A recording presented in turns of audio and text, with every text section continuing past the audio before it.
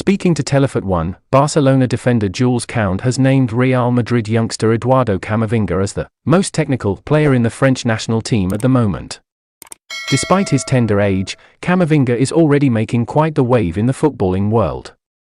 A former prodigy at Rennes, the 20-year-old midfielder joined Real Madrid in the summer of 2021 and has proven to be an excellent acquisition.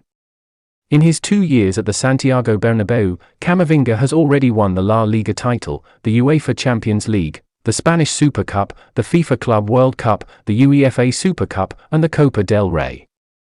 The young midfielder was also part of the France national team that won the UEFA Nations League in 2021, and made it to the finals of the FIFA World Cup 2022 in Qatar. A midfielder by trade, Camavinga has showcased great technical abilities. The Frenchman is good on the ball and can make driving runs forward to push his team upfield. At the same time, this past season, fans got to see his defensive capabilities as well on occasions, with his trademark tackles being a thing that Madridistas cherish. Given the quality and the ability he possesses, it is not a surprise that Koundé has chosen Camavinga as the most technical player in the France national team.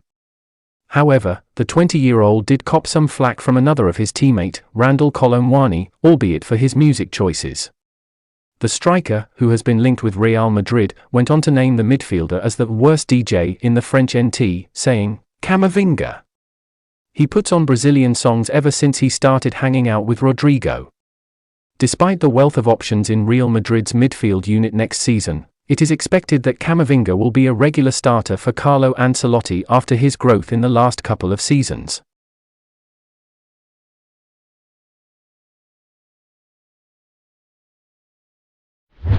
Kylian Mbappe and Real Madrid, the saga that never ends.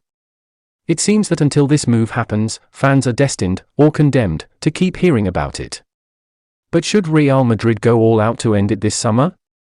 Few players have turned down Real Madrid 3 times, if any, and he might be the only one on the list of players who Los Blancos were still keen on afterwards. Paris Saint-Germain do not want to risk losing Mbappe for free this time, and have told him that he must either leave this summer, or renew his contract. The French captain has already told PSG that he will not exercise the option to extend his deal until 2024. It does leave PSG in a weak position though, with any side able to take him for free unless a deal is done in the next 2 months. And yet the reported price tag they have set is €200 million, as per Le Parisien via Diario AS. Even if Mbappe is set on seeing out that contract, as he claims, it seems unlikely he would turn down a move, unless perhaps it costs him significant money.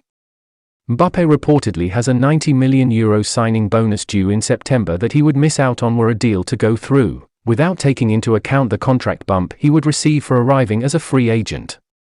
Were Real Madrid to go after Mbappe and spend that €200 million, it would be an outlay in excess of €300 million this summer, taking into account the arrivals of Jude Bellingham, Fran Garcia and Joselu Matu, but not counting wages and bonuses. They would gain certainty. Real Madrid were convinced they had a deal tied up with Mbappe last summer, but until he signs on the dotted line, they are at risk of another U-turn. If Mbappe is a free agent, then the overall cost comes down and the ability of other sides to compete for him increases. They would also have an immediate solution to the vacant hole up front left by Karim Benzema. It would be something of a surprise if they went into the season without a star striker, and they would be jeopardizing their chances of success, which in turn brings significant financial bonuses too. Mbappe would be a long-term solution with resale value if need be, bringing in plenty of money. Yet it would also fly in the face of their recent spending policy.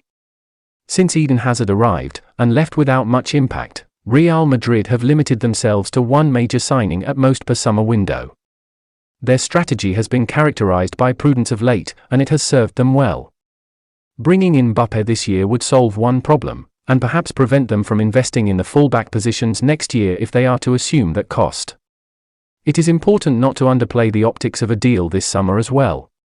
Los Blancos could have had him for free 2 out of 3 summers, but would end up coming close to a world record transfer fee.